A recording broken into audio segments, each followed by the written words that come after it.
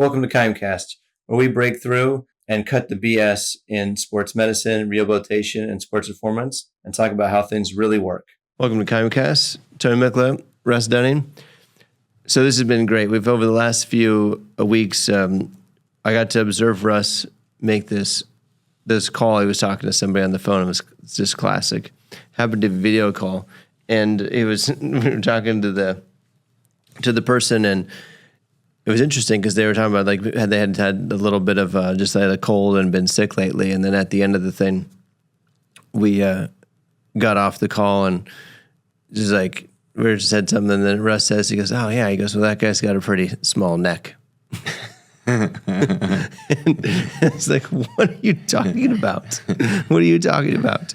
So Russ is going to tell you what he's talking about here, and I think it's just a great example, not to put anything in a box by any means, but starting to look at what data points contribute to overall health. And I just think this is taking a data point from the Navy, which is, obviously very, very old, and thousands of people, something to consider. So yeah, well, let's talk about the Navy, and I want to talk about Hardy Boys just for a moment. Okay, so the Navy, I stole this from Joel Jamieson, I think one of the best conditioning coaches of all time. So I actually went up to Seattle, Tacoma area to meet up with him and talk shop, and he helped develop a conditioning system called BioForce. He developed a little tool called Morpheus, and he got really deep into HRV. But in knowing Joel, I got to know quite a few little cheats of understanding the body. And one such cheat was to use what's called the Navy chart. And you can easily just go online, look up Navy chart, download it. And the Navy chart, which Joel used for all of his athletes, and I immediately started using for all of my athletes, is a quick estimation of body fat. So the Navy chart has a male chart and a female chart, and the charts are different. So if you're a female, they care about 3 measurements: your waist at your widest point, otherwise, your hips, then your lowest point of your waist. So there's 2 measurements for the trunk area, and then your neck. So for the ladies, it's the hips, the upper waist, and the neck. For the men, it's your waist at more or less your navel area, the lowest part of your waist, and your neck. So both male and female, they use a neck measurement. And for the women, you add the waist plus the hips, and then you minus the neck. That's how the Navy chart does it. And for the men, it's just simply waist minus neck. And with that calculation, all you have to do is know someone's height. So with their height, and then that circumferential difference between the waist and their neck, you can estimate pretty nicely someone's body fat. And the Navy did a pretty intense scan of all of their people for a very long time, for several years. And with a little bit of reverse math, they found out that these anthropometrics, these measurements, pair up really nicely with a great estimation for body fat. And so if you're curious how much body fat you have, I'm pretty sure this measurement probably beats any scale that someone could use that you buy online. So I love that, and you made another reach out of it that I thought was a good example. I'm not sure if this was just something you came up with in the moment, which usually is quite interesting and good as well, is that the size of the neck would be consistent with probably mostly just, the musculature and, the vertebral system there, whatever is existent, would be consistent going down through the rest of the spine. Right. So the muscles of your, look at your neck, what's the neck comprised of is vessels, bone, and musculature of your neck, but just pretend like the muscles of your neck actually go down and become the muscles of your spine. In other words, have you ever seen someone with massive paraspinals in their back and have a super skinny neck? That would not work. No one's shaped like that. So whatever columns you have through your back muscles that are on each side of the vertebral column make their way all the way up to your neck. So you think of the neck is the best way of just seeing, all right, what type of cylinder strength that you have through your trunk that you have. And obviously this is not the superficial musculature like your abdominal sheath, which is described much like a sheath. Mm-hmm. This is the vertebral column, such an important part for strength in the body. People talk about that all the time. There's people talk about, that I need a strong core to stabilize my spine. Well, and I think that as an industry, we made a big mistake about this 20 years ago, that the core was, your abdominal muscles and your transverse abdominis, has got a lot of attention, probably inappropriately. These muscles are very much paper thin, and they attach. They don't even attach to the spine. They attach to the thoracolumbar fascia, which attaches to the spine. They're 6 inches from the spinous area. So though definitely a contributor, should not be valued in the same way as direct attachments actually in the spinal column. Yeah, and Mark Verstegen would speak of pillar strength. Yeah, I think pillar, like what's a pillar? Like this round cylindrical pillar. Yeah. And so the small neck, the skinny neck is basically you really haven't put a lot of things in your hands that have loaded your body. And if you've never really carried anything heavy, there'd be no reason for your spine to be I'm really strong. Maybe if you were like really overweight and for some reason your body collected all the weight up top, maybe. But you get my point. Yeah, and I think that's such kind of a reach, like in the statement, kind of a reach, but also it's kind of a thing that I think we see like in people as we look at people move on a daily basis. We look at how people carry themselves, and there's so many factors that can determine like their overall health and like even their mentality towards illness or their mentality towards resiliency to different kinds of sicknesses or to injuries or whatever it might be. There's a mental component. There's an actual, like, how's your structure? Like, how's your body designed and shaped? And this kind of is something that speaks to that. So it's just kind of a funny off-the-cuff comment, but the intensity at which you delivered it was just epic. The skinny neck syndrome. Well, like the form has to follow the function. And if you haven't demanded yourself to function in that way, you won't get that form. That's why I said Hardy Boys. When I was a kid, I read like 300 of that series. And if you're a little bit young and you've never read the Hardy Boys, it's just a young kid's book series. But the Hardy Boys are two brothers, and they're detectives. They're always like figuring out like the story. And for us, like we look at the body is formed in a certain way. And the stresses guided that formation. Whether you want to talk about how strong your bones are, how big the glutes are, how thick the neck is. 100%, do you have calluses on your feet? Where are the calluses on your feet? Where are the calluses on your hand? And you can really tell quite easily what the body has been through. Oh, yeah. That's so true. You can look at that stuff as it should give you a lot of cues, like if you're looking at someone's feet, especially, you can see where the callus formation is. There's places you should have them and there's places you shouldn't. And if it doesn't add up, then you probably got a biomechanical, preference, if you will. Maybe there's a problem, maybe there's not, but there's a preference, and then see what that leads to. Does that lead to, is that why you're having hip pain or something else in the mix? Well, I had a good friend who injured his hand in college. He was a D1 quarterback and a phenomenal athlete, and he broke his wrist. And then his wrist disabled his ability to extend, so he really could do push-ups really well, but he could be fit in other ways. And I tested his grip, and his grip was only 50% of his body weight, where his uninvolved side was about 65%. I said, that's a problem, not because of your wrist, because if you don't put heavy things in your hand and actually demand your grip to be good, even in spite of this old wrist fracture, you're not going to load up that part of your back, the opposite part of your core, of your pillar. Yeah. And now you're going to welcome all the problems because you basically are going to develop less muscle in your trunk because of it. 100%. Yeah, you start to move around these conditions when they happen at whatever age it is. You start to move around them. The longer it goes on for them, the more asymmetry you have, the more bias you have, if you will. And it's really hard to like see that or to pinpoint those things. It's very, very difficult. But interesting. Another not to take away from what you said there, but we had a kid this morning, same idea. He said he's a Major League Baseball prospect, about 20. I think he's 23 today. And he broke his radial head like in a compression fracture injury. They went for a dive for a ball, kind of dove awkwardly. Glove got caught in the ground. Actually broke his elbow. It was wild. So they put some pins and stuff in it, but that's not what we're seeing him for. That happened in January of this year. Then he went back and started playing again in June.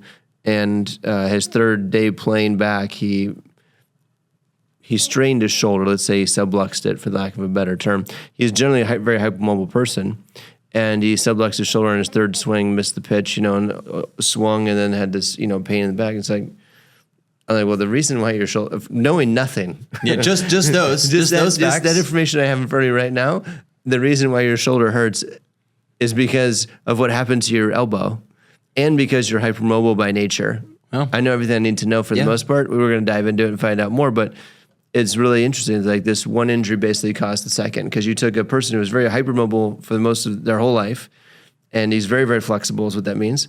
And then when people call it double jointed, which doesn't exist, that's not a real thing. But the joint's very, very flexible.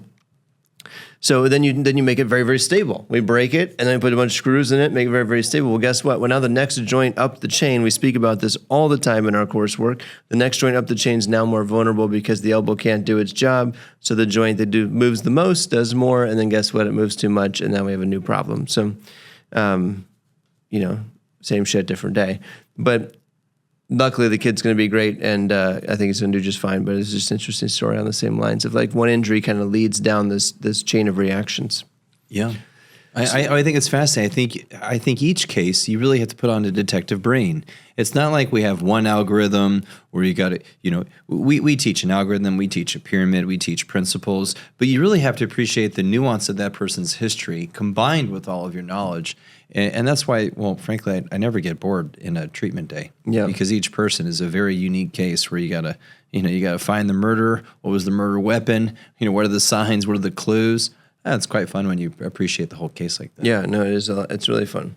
Yeah, but the skinny neck is a thing, and I also don't trust people without an ass. So both like the butt and the neck, that's real. And if you see someone and the jeans are always falling off, they got work to do. Yeah. No. I learned that from Don Chu as well. Don Chu is a great PT track guy. He's like, you want to find the fastest people in the gym, the one with the biggest butts. That's the way it works. Yeah, and some of us have it naturally. Others have to work hard for it, and that's but that's life. We all shouldn't be doing the same training. We're all different DNA. Yeah, understand, bring it to the table, utilize it, and then work on your other stuff. But yeah, I agree with you on the spine thing. I think that's something we've seen a lot with the more athletic community. You don't get into a pretty elite level of sports, whether it be whatever it is, any sport there is, and then have a back that's weak or have a neck that's lean, if you will. So anyways, I just thought it was funny the way that like Russ pictured it. It's not designed to be particular to any group of people, but it's just kind of a funny way to like think about when you look at the body and see how it moves. You can see that. So on this note, we have been doing a lot of work on movement. We talked a lot about movement. Obviously, is a big passion for us, and we look at this history of movement and what's an ideal movement. The way the body moves, is there an ideal way that people should everybody walk the same? Should everybody throw a baseball the same? Should everybody squat the same? That was a big deal back in the early 2000s. The functional movement screen came out. It was a big part of that. It was a huge part of using that early on. I was using it before it was actually called the functional movement screen, and it's been a tremendous tool for years for us. And that's evolved to all the biomechanical software stuff and the 3D motion captures and everything else. And we talked a lot about force plates on this platform and how it's such a good tool to give us more of this information. And I think that these types of ideas of what do we see the body do over large periods of time, like lots and lots of people, and we start to get some better normative data, it gets interesting. So the Navy chart to me by nature is interesting because it's thousands of people. It's lasted a long period of time. Think about if you're responsible for the Navy, how are you going to know if your people are healthy? Mm-hmm. What kind of measures are you interested in finding? And you go back to the most basic of tools, and a tape measure was a tool for them that they were able to utilize that spanned across the world, and they could easily get data about people and put them on a ranking system. Like, hey, these people are at risk, these people are at less risk. Kind of an unbelievable concept. Now with the force plate data is really cool because we get to see very, very specific things we've never been able to measure before. Mm-hmm. It's like not that we use rate of force development, but people's reaction time does come out like an RSI and a couple other variables, and the force produced at the initial phase of push versus their late phase of push. So there are things you can really be specific about when the force is developed. We could never see that before. No. And I think what's super interesting that we're starting to see in doing this with hundreds and thousands of young people is we're starting to see some really cool trends in these relationships about what matters. Yeah. I think you made a point. I'd like to clarify that point. When you said we couldn't see it before, a skilled clinician, an experienced clinician that's seen a lot of people move in different ways, you could see a good jump, you could see a bad jump. You could see a jump that's too slow on that particular leg or not really, doesn't really explode out of the ground well enough. And then you see other athletes like, wow, that athlete looks good.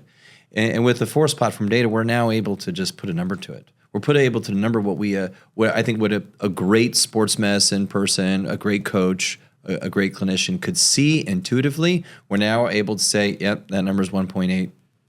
And I think that's That's it, you know? Totally. It brings it down. It's very objective. So then it's easy to say, okay, how can I change that number? And that's what gets really exciting to me is when I think about like the training aspect, like, okay, I see that when you generate force and how good you are at it, now I can give you specific plyometric drills to solve that problem. Whereas before, I would have to give you the whole spectrum of plyometrics unless I was really skilled and I could see it, which obviously we can do over time, but I'd still feel better if I had a little more of a spectrum of plyometrics around it just to make sure I got everything and I wasn't missing anything. But now with the ability to test somebody at this level of specificity, I don't have to do that. I could be very, very directive and say, hey, I want to work on this. Let's get that better. And then let's go back and retest. Mm-hmm. I think one thing else that we've learned that's been an interesting trend just in the recent months is this idea of you almost have a choice in strength and conditioning. You've always known this. But if someone doesn't have a very high vertical jump, and you want to make it better, you can measure that vertical jump, measure that force production. You can go train that athlete with a lot of strength work and then come back and retest. And we found. Yeah. You actually get worse before you get better. Yeah. So I think this is really, it's an interesting idea that, everybody thinks, I strength train, I'm going to get better, and then I'm going to get this linear improvement in results. And that's not exactly what we're seeing. We've seen, depending on the frequency at which you test, but you can see that, like, all right, in a small window, like in a month's time, which would be small in the body adaptation window, you can see that people aren't getting a lot better in a vertical jump in a 1 month window of time. Now, in a 2 or 3 month window of time, we see that change be much more dramatic, but actually they get worse, like if you test them again at like 4 or 6 weeks out. And the reason being is exactly consistent with how the body adapts, that when you go and you load someone, you challenge the tissue, they will make some improvements in strength, and then there will be a dip in performance. They'll get a fatigue factor where that muscle cannot perform at the level that it could, and that has to go through an adaptation phase. So then you want to unload it, and then when they adapt and improve, they'll actually produce more than ever before. So the body has to go through like a learning process. It's not just a light switch situation. Mm-hmm. And you have to allow time to be part of this situation. So it's really, really interesting stuff as we start looking at these details. But what we're interested in talking a little more about and sharing with everybody is this idea of using this tool to really learn more about youth athletics and use it as a research tool and a research vehicle. Are probably looking at the largest research study on youth sports that the world's ever seen, something we're organizing here right now as we speak. We've collected thousands of pieces of data over athletes over the last several years. Some of those tests have been fairly objective. Some of those tests have been not so objective and more looking at time, or there's even some bit of ranking. But for the most part, pretty objective. But this idea of using this plate technology takes all of our last 10 to 20 years of tools we've been using to evaluate athletes and folks, and now be able to streamline it where we can get really, really good data, similar to what we were getting before. But instead of it taking a week to gather all the data on an athlete, we can get all that data within maybe a 5-minute window, or at least a lot of it that's very relevant. Yeah. I mean, we're gonna reduce testing down just to maybe 5 minutes per athlete, maybe do it once or twice per year, and then we're gonna have investigators on the order of 20, 30, hopefully 40, even 50 investigators on the ground floor in 2 or 3 different states and 5 different cities, connecting with hopefully like 20,000 athletes over the next 5 years. Nothing like that's been done. You look at lit review across all youth developmental activities and how it relates to injury and risk, not done. All of physical education, not even close to the size. So it is interesting. You would think that so many of the narratives and stories that are talked about in physical education and sports of, you should be strong, you should be mobile. How strong? How mobile? How reactive? Those benchmarks are not set. The philosophy has been set because the philosophy is documented nicely by we know this matters mildly. We know this matters moderately. Because when you do a test sample of, say, 30 or 40, 30 soccer athletes, 100 softball athletes, we studied 300 kids for 2 months. When you do these sample sizes that are low to moderate and the time length is low to moderate, you're going to get some hints at why these things are really important, and we know that they're important. But nothing has been done to actually capture, to say, I want to look at a 7th grader, and I'm going to test him every year for the next 6 years and document the injury across all youth sports and across how they develop according to a detailed battery. That's done by doctorate level academics that inputs this into a greater database to understand the system. Hasn't been done. Hasn't been done. In the world. Yeah. And if you think about, not to get too detailed on, but the reason why it hasn't been done is because most studies are done through the university system. And when you're doing that, there's broken up into semesters. And by the time you have a semester start and you get some things rolling and you get a cohort to go through the testing, you might have 10 or 12 kids that are almost all in college that are being the samples. And then you have the investigator, there's a couple grad students doing it, this is great stuff. I mean, it's great things. But we should be looking at a lot of this as like pilot in our community, in our wellness, training, physical therapy type communities, because they give us ideas and they kind of proof concept, but they really don't get this big end number. When you have 12, 20, 30, 100 people in a group, that's starting to get kind of interesting, but it's really not showing us what the population can do. And then to follow that population for a period of time is very, very rare, because one, you run out of funds, or you run out of time, or your grad student graduates, so you lose that ability. So with the model we're putting together, we're going to run this. We're going to fund it. We're going to run it through a team of trained people that have to be certified in the testing and training process, so that when we execute, the objective data is very, very clean. It's easy to reproduce, so it makes the study very, very valid and reliable. So this should be a really good project. What we're looking for is tracking these athletes over a period of time to seeing, can we anticipate injury in a better way? We've really kind of failed as a whole on predicting injury. That's still something that's not. We have assumptions and theories, and maybe their neck is too small, whatever it might be. But it's very rare do we have a correlation of, okay, this is a measurement we found, 80% of the time, and then injuries happened at this percentage of time, or this percentage of injuries had 80% and had this test finding. It's very hard to see that. But nowadays, with this technology, we can track that, see that, make these correlations much, much easier. So that's going to be super, super exciting. We're also obviously looking at the impacts of training over time, athlete growth, development, things like that. So if the question is like, why? And why would someone be interested in this? If you're a parent, if you've got a kid that's coming up through like junior high or up through high school, why would this be interesting? Why do the testing? What do these kids need? I think that it's pretty common if you're a parent. I know that Russ and I both have parents in junior high right now. We are parents of kids in junior high right now.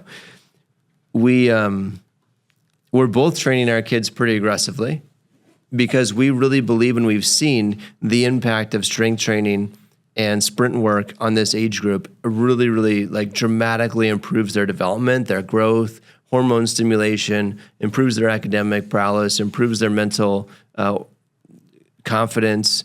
It's so many it's so multifactorial, it's insane. Now, again, some of that stuff's proven, some of that stuff not. We're just saying that from seeing it for thousands of young people over our careers, it's a difference maker. So it's really important to us to do that.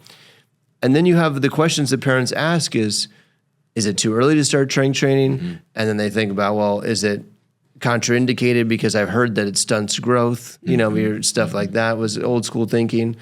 And then you have, is it dangerous? Is it going to cause more risk? Are they going to get hurt doing it? All of these questions, which are good questions from a long time ago. And maybe when you played football, back when it was in your prime, like the rest of us, 20, 30 years ago, that was kind of how we were trained. Those were ideas we were brought up with. But that is not at all, that doesn't hold any water. So first off, a couple things. It doesn't stunt your growth. It probably stimulates it. That's a very clear hormone balance. There's really not even question. When you exercise more, you produce more testosterone. You're going to grow. It's just part of the balance. Now, there's a genetic code that allows you to grow a certain amount, and that is what it is.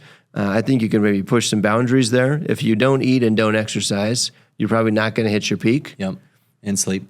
Yeah, you don't eat, sleep, and exercise, you're not going to hit your peak. But if you do, then you probably have a chance of maybe hitting your peak, or at least getting above the average of what you're supposed to be. Well, and I think for every parent out there listening, or an influencer of a young person, I think the real master point of leading to adaptation is acute stress periodically, intermittently, infrequently. So let's take the reverse of that. Gymnastics is famous for very small people.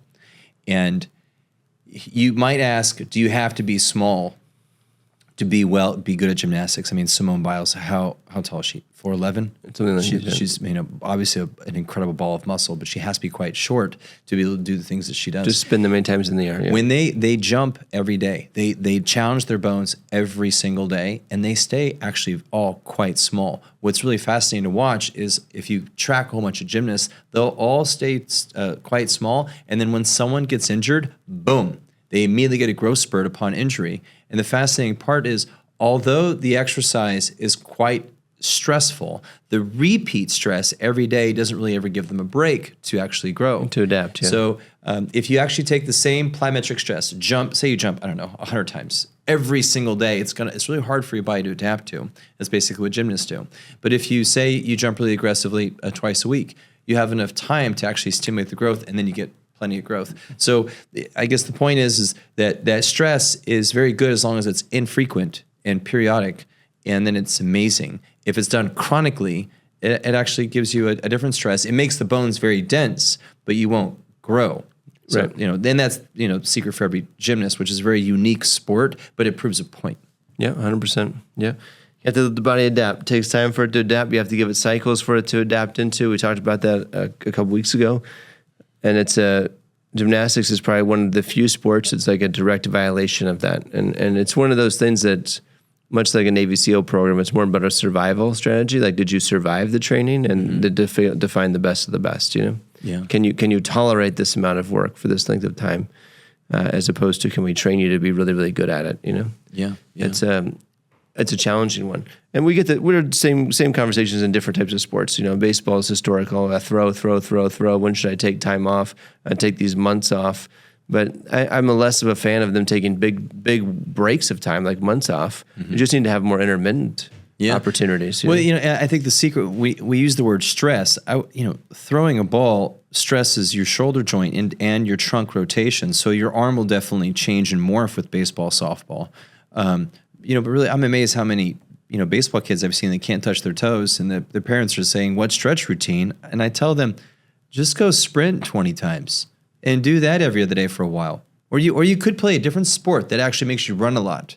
So this goes back to like being the multi-sport. I think the multi-sport is still really is a wonderful secret to youth development. And if your kid plays one sport, then that's exactly what speed and strength training becomes. It becomes like a secondary activity that's very different from a skill-based ball activity. So if the basketball athlete does some gym time, that's kind of harmonizing two sports. If the water polo athlete also does soccer, that's harmonizing two sports. If the water polo athlete does swim on the side, you're actually just doing a whole bunch of the same thing. So I'm not so sure about that one. Yeah, but it's good to harmonize these because they give you infrequent stress, which allows the body to adapt, especially if you're kind of hitting the puberty curve and the post-pubescent curve when the hormonal profile is jacked. It's a great time to really ramp up the stress. Yeah. And if you're thinking about doing that strategically, you could think about taking different types of sports that have different benefits. Like baseball has extremely high hand-eye coordination demands, where something like soccer does not, has much more of a foot speed and speed component. So those develop two very, very different things in a person. Could be a good combination. And their seasons usually don't overlap. Of course, soccer is constant. So yeah. Baseball, everything's constant. Everything. To be good at it, you got to play a lot of it. Yeah. So that's the hardest thing, I think, as all of us as parents to decide. And we have the same challenges. It's like, to be good at it, do I play all the time? Everybody says don't play year round and switch it out. Year round's not bad for skill development. You just have to understand priorities. And you probably can't prioritize yourself as in season year round. Yes. You need to have still priority seasons. And everyone says, well, in soccer, that's hard to do. I'm like, I don't think so. Yeah. Like Luke's played soccer. Yeah. We played it on a comp team and a reasonably competitive level. And there's very clear, to me, there's very clear times of let's drive it. It's like 3 months in the fall, 2 months in the spring. You have plenty of time. There's a good, the summer's kind of off. You do a tryout and you're kind of really light. And then even the winter around Christmas, there's usually a lot of break time. And it's kind of league play, so your weekends are gone. Maybe you practice, but only 2 practices. Yeah, January is pretty light, at least here in California. So, I don't think that's a real problem. And I see the same trend in baseball, where there's a strong spring. Of course, there's summer like highlight shows, showcases, and then they come back, and then August is pretty light, kind of mild, and they do a little fall ball, and then they're off, from October through February again. So, well, going back to the battery, I think that's why we looked we spent a lot of time detailing like a full athlete battery that speaks to the swimmer, that speaks to the basketball athlete, that speaks to the track and field and the cross country, that speaks to the whole athlete gamut, and setting some real benchmarks that are kind of like baseline foundational athleticism that every athlete should be seeking to really be both durable and perform well. Let's try and harmonize safety and performance in the same breath. And that's the goal of this battery. I wish it would be kind of cool if we had a battery that said, oh, this is for sure the best person on your team. The thing is, though, in most sports, the best person has a lot of skill that we're not testing. But we are testing those who are going to be quite durable. And, I think looking at athleticism from both how you react to the ground, the kind of power you have, the kind of strength you have, and in asymmetries, I think it speaks to durability the best. And when you have a durable athlete, one, they're less likely to get hurt from playing their sport. And that means that hopefully they can have a really healthy life during their sport, after their sport, rather than have a sport that rips their body apart or, derails them with a severe ligament injury that needs surgery. I mean, that's what this is all about, is trying to protect kids while engaging in social fun and learning teamwork and discipline. And learn how to take care of their body. That's it. I mean, learn how to train, learn how their body works, learn what their strengths and weaknesses are. I mean, that's the one gift you can give to a last person a lifetime. So that's the tool they have, is their body. Can you keep it healthy and keep it in check? And unfortunately, we just see the other side of that, where we see folks that maybe they've gotten unlucky, maybe they abused their body when they were younger, and then here they are as they're getting older and things are really starting to fall apart and they're super frustrated. And, it's part of our passion is to reverse that problem and see if we can get ahead of it a little bit. It's exciting. I think this idea that prevention of injury, or this idea of being more, what'd you call it, robust? Durability, yeah. So this idea of resilient, robust, durability, injury prevention is a space of high interest. The damage that comes from a significant injury is so tremendous to a young person, especially a developing person. Usually it's not quite junior high. It happens more in high school, is when the ligament injuries come. You don't see them so much when they're 10, 11, 12, but as you get into like 13, maybe it's definitely 14, 15, you start to see the ligament stuff come, like an ACL or a UCL or maybe a spine fracture or something of that nature that's a little more dramatic. And that shuts people down for almost a year. Mm-hmm. And that's a heck of a time to take a hit like that if you're not really ready for it or mentally ready. Yeah. And what's cool about using these tools is it's the only way that we could go to a group. And it's very effective. We go to a whole group of 30, 40 athletes. We can pick out, 5 of those red flags really quite easily. They pop right off the screen for us to be like, oh, these are some folks that have some things that we're concerned about, that have some risk. And if they continue to play in this environment where one leg is significantly less powerful than the other leg, or one leg doesn't react as rapidly to a loading environment, so you load it and the reaction time is slow, that's the definition of high risk.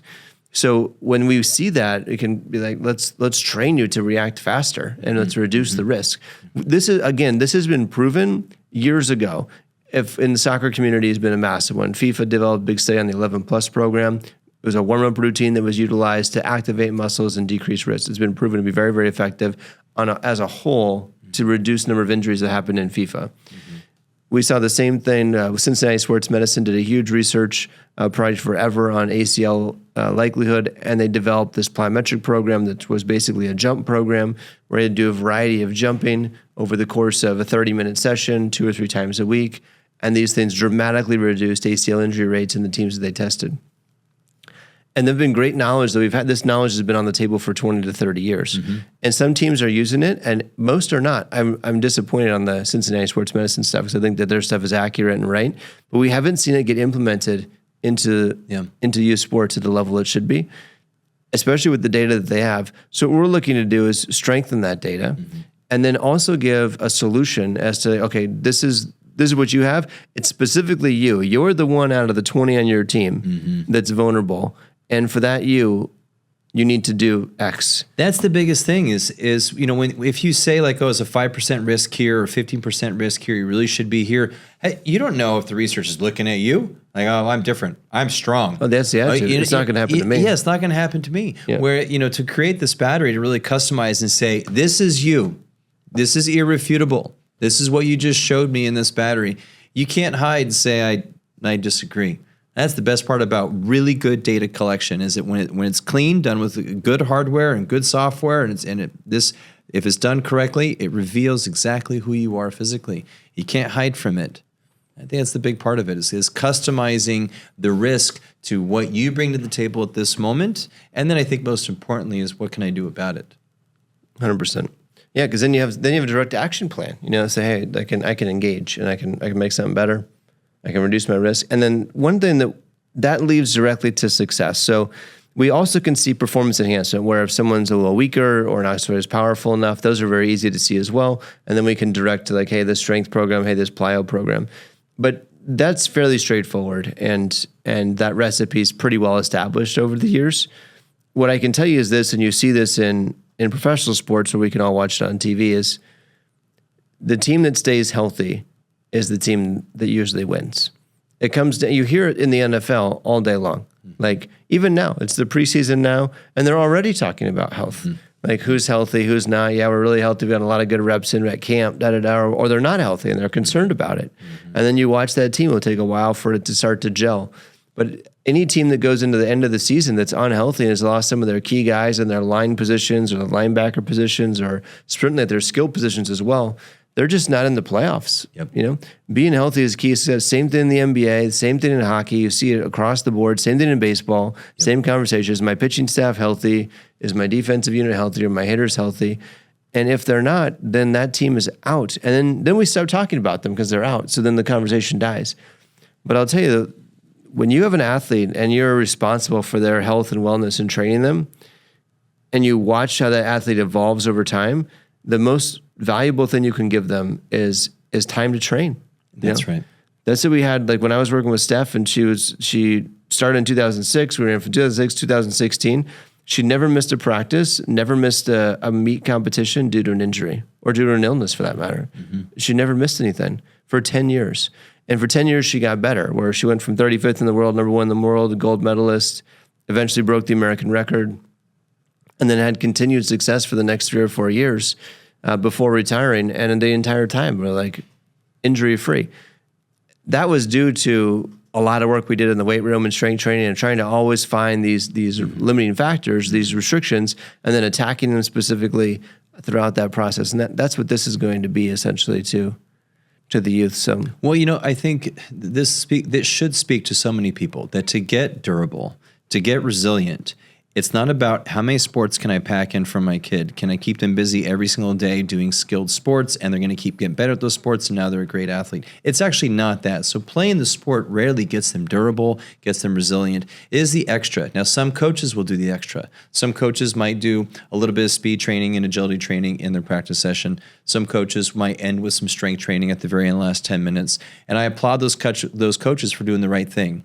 And so whether it's within practice, just because you have a great coach that understands the need to actually stress the body in a developmental way rather than just a skill-based way, or you do secondary things, maybe the club or the team, does something in the weight room or does something that's more focused on plyometrics and speed agility, or you have a special someone that becomes their coach or their PT to kind of give them their own programs.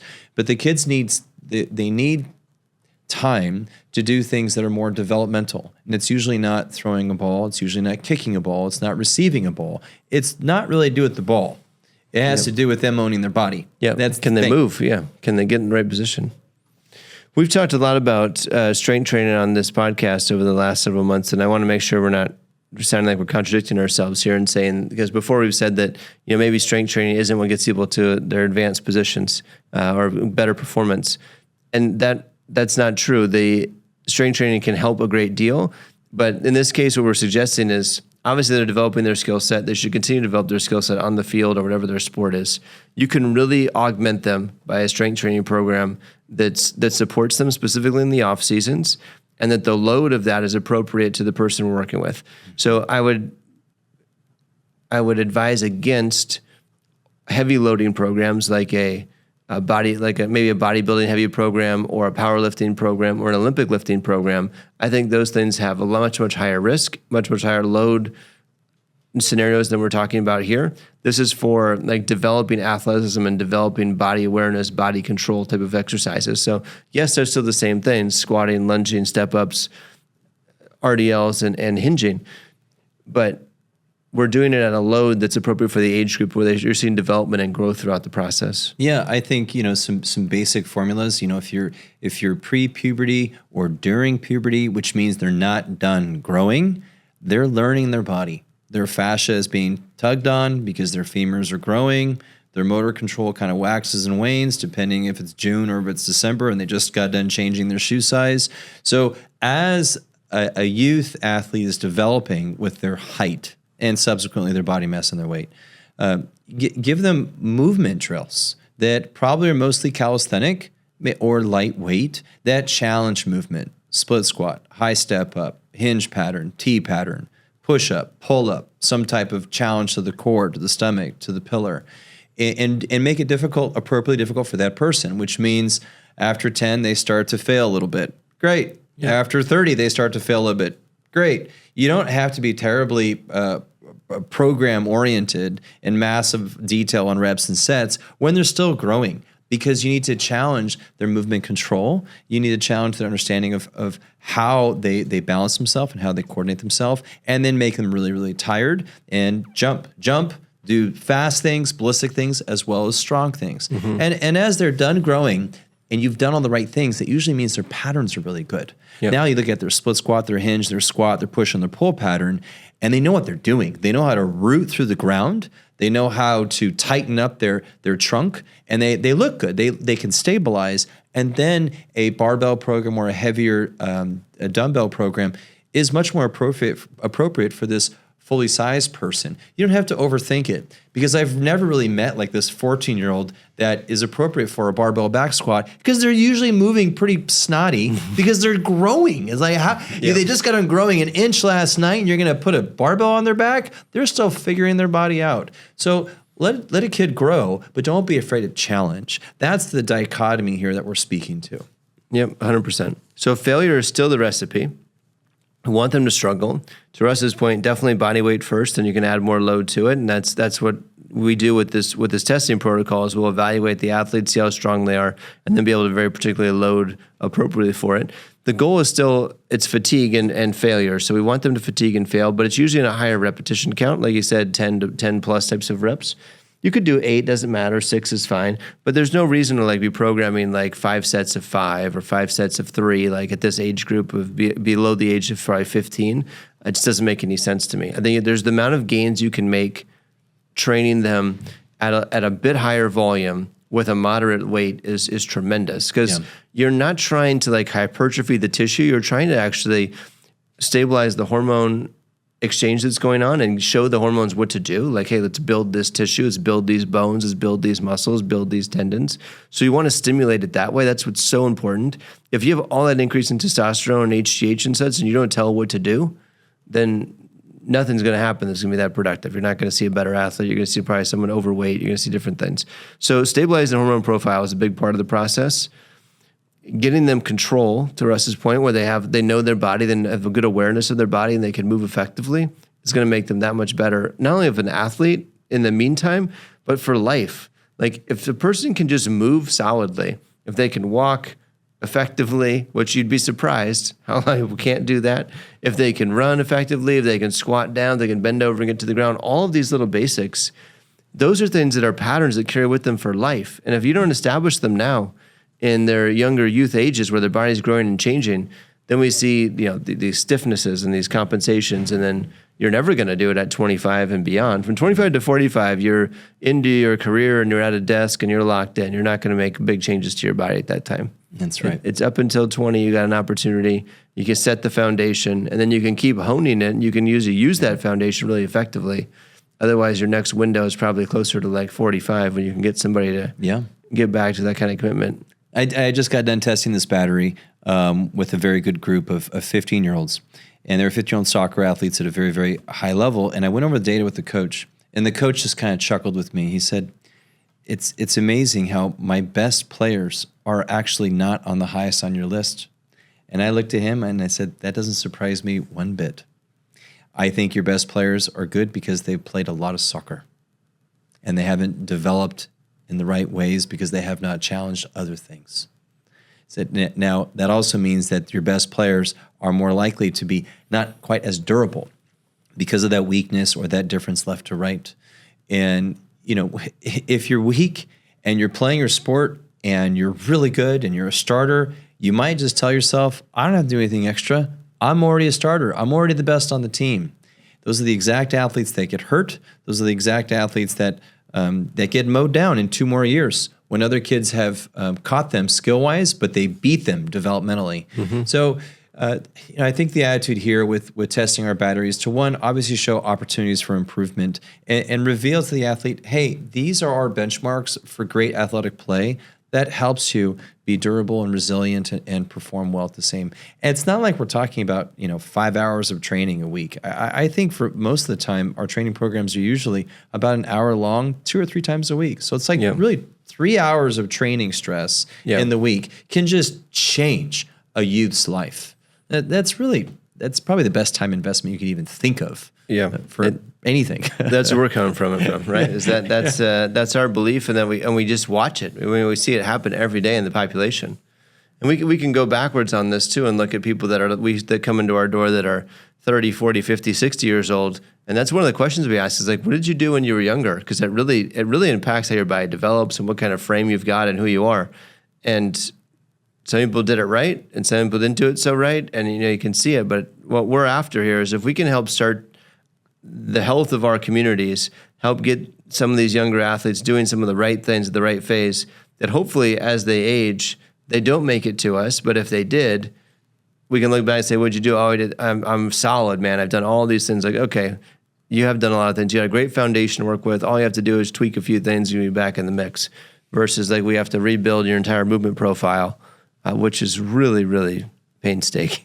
Well, so I tested a young doctor earlier today, and she's a wonderful friend of ours, been part of our team for a long time, and she's finishing up her residency, and she was a prior softball athlete and a very mobile body, mobile frame, very attuned to how she moves and her strength. Very, very smart young woman, and but her comment to me is, I always flare up my back whenever I start training hard, and I want to know why. And I had a few guesses, and I'm like, oh, maybe it's your core strength. Maybe it's your hip strength. And, I had just I said, how about let me just take you through a full battery. So I took her through a full movement algorithm, and no surprise, she moves insanely well. Felt her body, felt how her spine rotates and flexes, super mobile throughout all of her hips and her spine.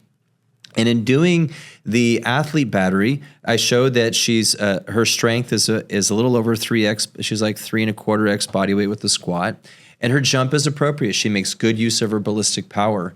And so as I was testing her, I'm like, oh, wow, that looks good. Oh, wow, Jenny, that looks good. Oh, that looks good. And then I got to the RSI, the Reactive Strength Index, and I tested her left to right. And she had greater than 15% difference on one side. And the side that was dominant with the single leg hop, so we jump 5 times on one leg, and we look at the RSI value, which is her flight time divided by her ground time at her best jump within that multi-hop series. And having a 15% difference, the dominant side is the exact area, that dominant side is the side of her lower back that always gets aggravated when she does ballistic work. So it's anything ballistic and athletic. It could be like a med ball throw, a push press, a kettlebell swing, or she would start sprinting, or she'd start climbing really fast because she's an avid climber. Whenever she does athletic things, that's the area of her back that gets aggravated. And so I basically showed her that she's got a lame side by 15%. And it suggested that you really don't have a stability issue, a mobility issue, a strength issue. You actually have a reactive issue, and that area is not as good.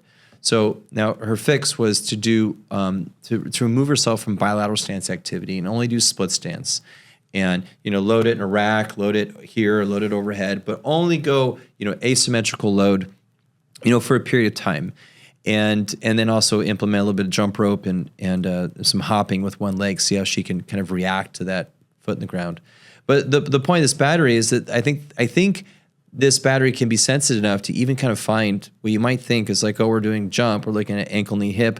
Like, no, it actually can find some spine stuff too. And it can find stuff that's hidden, that's really hard to find with a movement algorithm or a stability algorithm that is deep, and it really only shows itself when you ask the body to move ballistically. Yep. So if we have a speed problem, we have to have a speed test. Agreed.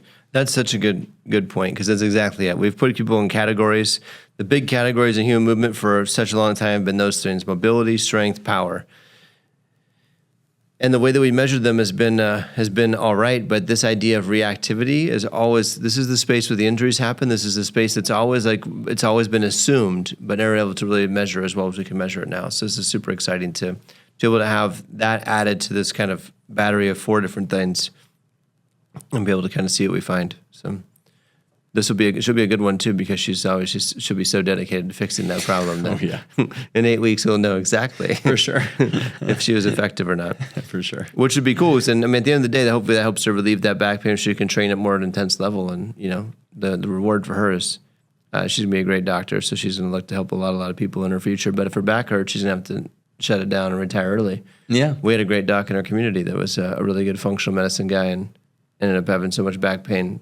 Before we came to town, this happened, and they had to retire. And I was like, gosh, that's such a painful thing to hear, that a health provider who does all the right things, supposedly, like the eating and the nutrition and the sleep and understands osteopathic care and chiropractic type care and these different things, can still have so much back pain that they can't actually do the work. Yeah. That saddens me greatly. Like that's the case. That to me means that the answers weren't complete to solve that problem. And so that's what we're after here, is an ability to try to solve this and eliminate this variance and eliminate this gap or this space where there's less answers. Yeah. So more to come on that. We'll keep you in the loop as things continue to evolve. We are on our way right now to actually go work with one of the schools and test the team. So you guys have a great day. Please engage on the comments. Throw a like in the comments. Ask any questions you have in the comments about what we're doing here or otherwise, and we're happy to engage you that way. So looking forward to the conversation. So have a good day. Thanks for watching KIMEcast.